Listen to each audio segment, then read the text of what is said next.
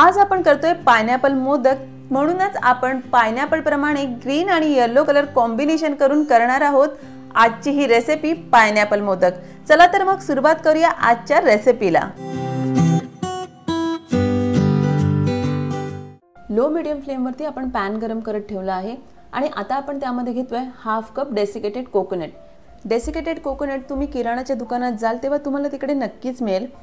आता आपण हे 2 ते 3 मिनिटं भाजून घ्यायचं आहे। लो मीडियम फ्लेम वरतीच आपल्याला भाजायचं आहे, जेणेकरून आपल्या ह्या डेसिकेटेड कोकोनटचा रंग चेंज नाही झाला पाहिजे। 3 मिनिटं झालेली आहेत आणि आता आपण घेतोय पाव कप मावा। आता मावा आपल्याला ह्याच्यामध्ये मिक्स करून घ्यायचा आहे। इथे आपला कोकोनट आणि मावा मिक्स झाला आहे आणि आता आपण गॅस बंद करणार आहोत। गॅस बंद केल्यानंतर आपण ह्यामध्ये घेतोय पाव कप मिल्क पावडर। आता ही आपण ह्यामध्ये मिक्स करून घेऊया। पायनॅपल मोदक बनवतोय म्हणून मी इथे घेते 2 चमचे पायनॅपल क्रश। पायनॅपल क्रश माझ्याकडे अवेलेबल आहे म्हणून मी घेत आहे। जर तुमच्याकडे अवेलेबल नसेल तर तुम्ही जास्तीचे 2 थेंब पायनॅपल इसेन्स वापरू शकता। आता ह्यामध्ये पायनॅपल क्रश सुद्धा आपण मिक्स करून घेऊया। मी आता ह्यामध्ये घेत आहे 3 ते 4 थेंब येलो कलर, त्याचप्रमाणे 2 ते 3 थेंब पायनॅपल इसेन्स। आता मी पायनॅपल क्रश वापरला आहे म्हणून मी इथे पायनॅपल इसेन्सचा वापर कमी करत आहे। जर तुम्ही पायनॅपल क्रश नाही वापरलात तर तुम्ही 4 ते 5 ड्रॉप इसेन्स वापरा। आता हे सगळं आपण मिक्स करायचं आहे आणि एका डिश मध्ये काढून घ्यायचं आहे। आपण केलेलं मिश्रण आता आपण ह्या डिश मध्ये काढून घेऊया आणि ते नीट हाताने मिक्स करून घेऊया। आता हे मिश्रण आपण हाताने व्यवस्थित मिक्स करून घेणार आहोत। इथे आपलं मिश्रण मिक्स करून तयार आहे। आपण हे पूर्णपणे थंड व्हायची वाट बघायची आहे। आपले मिश्रण पूर्णपणे थंड झाले आणि आता मी त्यामध्ये घेते 2 चमचे साखर। मी पायनॅपल पल्प ही वापरला आणि त्याचप्रमाणे मी मिल्क पावडर ही वापरली, म्हणून मी त्याप्रमाणेच साखर घेत आहे। साखर ॲड करताना ह्या सगळ्या गोष्टी आपण लक्षात घेऊन मगच साखर ॲड केली पाहिजे।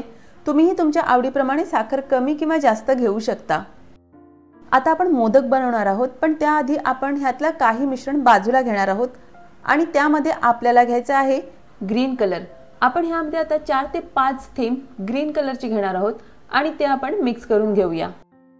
इथे आपलं ग्रीन कलरचं मिश्रण तयार झालं आहे आणि आता आपण बनवूया मोदक। मोदक बनवण्यासाठी मी इथे मोदक बनवण्याचा साचा घेतला आहे आणि ह्या वरच्या बाजूला आपण आपलं ग्रीन कलरचं मिश्रण भरून घेऊया। अशा पद्धतीने दोन्हीही बाजूला आपण ग्रीन कलरचं मिश्रण भरून घेणार आहोत। दोन्हीही बाजूला ग्रीन कलरचं मिश्रण भरून घेतल्यानंतर आपण त्याच्या खालोखाल भरायचं आहे आपले येलो कलरचं मिश्रण।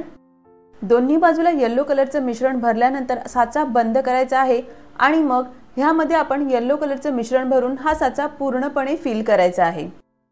मोदक साच्यामध्ये मिश्रण एकदम व्यवस्थित भरायचं आहे, जेणेकरून मोदकाचा आकार ही खूप छान येईल।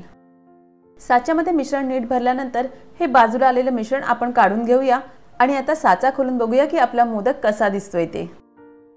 पायनॅपल फ्लेवर असलेला आपला हा मोदक, डबल कलर मधला आपला हा मोदक खूप सुंदर, खूप अप्रतिम दिसतोय।